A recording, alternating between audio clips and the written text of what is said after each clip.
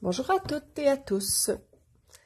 La prochaine pleine lune sera effective le 26 décembre à 19h33 heure du Québec, heure temps universel, minuit 33, et sera sous le signe du Cancer. La pleine lune est la phase de lunaison où la lune est située à l'opposé du soleil. Le soleil entrera à ce moment à 4 degrés du Capricorne, soit à son premier décan, et la lune entrera au 4e degré du Cancer, aussi à son premier décan, créant ainsi une opposition entre ces deux signes. Cette énergie d'opposition ne durera que quelques jours avec le changement de la lune en Lion à l'approche du 29 décembre. Les énergies générales du Cancer, le romantique, le sentimental, le rêveur, l'imaginatif, l'empathique, plus senti que la logique, besoin de nourrir sa sécurité émotionnelle, donne une importance à son foyer, son cocon et à ses proches. C'est être protecteur, doux, maternel. Une énergie à l'opposé du Capricorne qui est plus logique, plus pragmatique, sérieuse et réfléchie. Piège à éviter du Cancer, ne pas tomber dans la mélancolie, la tristesse, le repli sur soi-même ou les changements d'humeur. Pour les énergies en opposition, c'est une invitation à la conciliation, à la douceur et la rondeur. C'est une place pour la collaboration. Les idées et les énergies différentes nous font toujours avancer et trouver des solutions.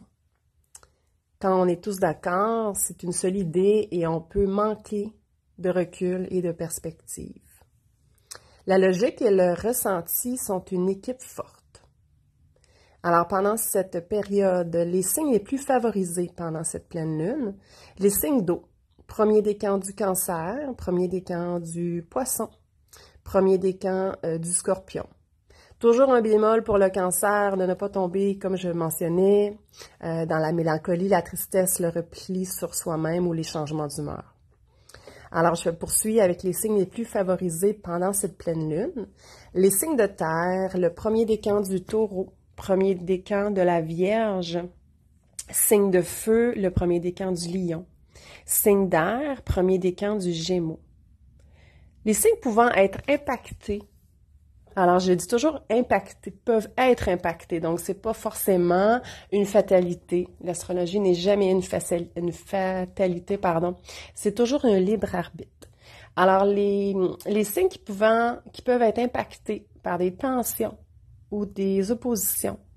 Le premier décan de la Balance, signe d'air, le premier décan du Bélier, signe de feu. Le premier décan Capricorne, signe de terre. Le premier décan Sagittaire, signe de feu. Et le premier décan Verseau, air.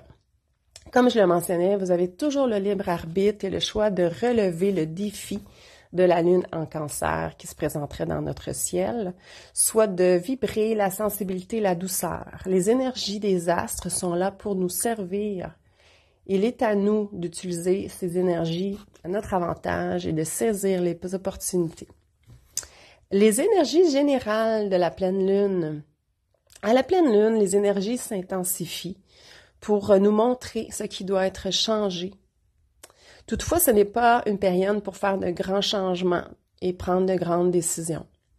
Il est toujours bon usage de coucher sur papier nos réflexions, de laisser descendre l'intensité et prendre action dans les jours suivants ou les semaines suivantes.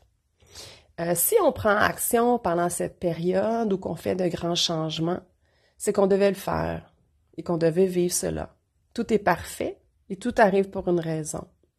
Quoi qu'il arrive, toujours faire de notre mieux et surtout, écouter notre intuition. Une méditation, des respirations profondes et calmes sont toujours de bons conseils pendant ces périodes.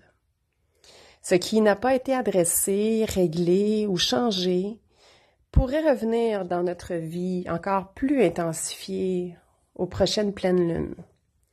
La prise de notes sera notre plus grand allié pendant cette période. Je vous souhaite une belle pleine lune à toutes et à tous. Et n'hésitez pas à me contacter si vous avez envie d'une consultation en astrologie de coaching ou en PNL. Je vous embrasse. À bientôt.